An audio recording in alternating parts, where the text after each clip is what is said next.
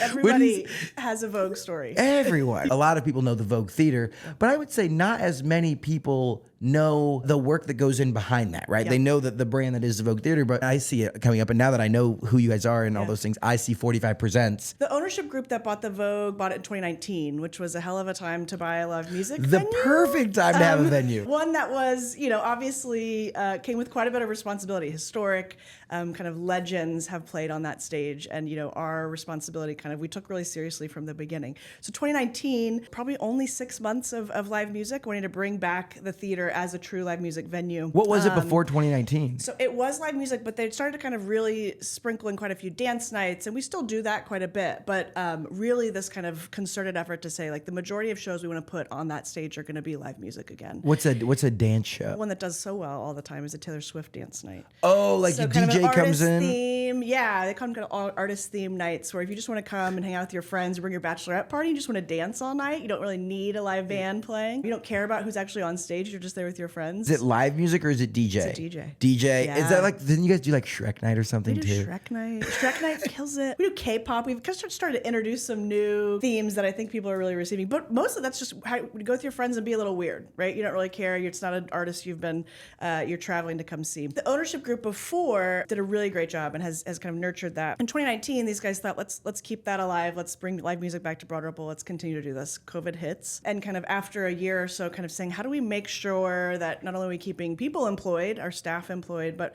we're also making sure that we're using live music in the ways that we still fundamentally believe live music can be used, which is to bring people together, create joy, build community, and also kind of be an economic catalyst for not only people that we employ, but the folks around, artists, everybody that's kind of involved there. How do you just as much book someone as pitch them to come and play at the Vogue? There's a lot of artists right now who want to play for independent promoters, right? I think there's a lot of artists who want to be and have access to and be a little closer to their fans. When you say independent promoters, is that like a competitor? So you guys are kind of like a competitor, like Live Nation, that type of thing? Yeah. Wow. So, okay. Wait. This is interesting. It is. So locally owned independent promoters. The two here in Indianapolis, of course, are at 45 at MOKB, good friends of ours. Then you have kind of the national or global kind of promoters like Live Nation, like AEG. Some of those folks who are doing and have massive kind of corporations and massive machines providing really great entertainment and shows for folks, quite frankly, around the globe. What we've said is, hey, we're independently owned, we're locally owned. We want to make sure that we're kind of investing in artists and in the ways that we do. We don't have a model where we're going to go scale to and buy stadiums,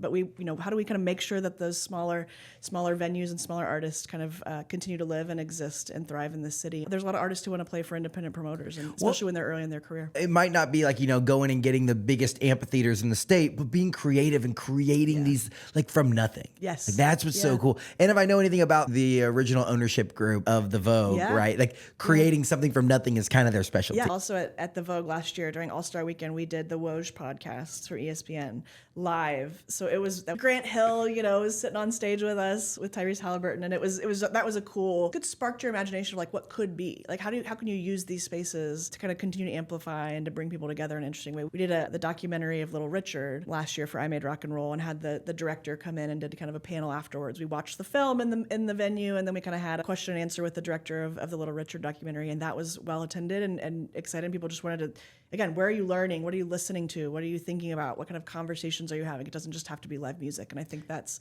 really exciting to think about the opportunities.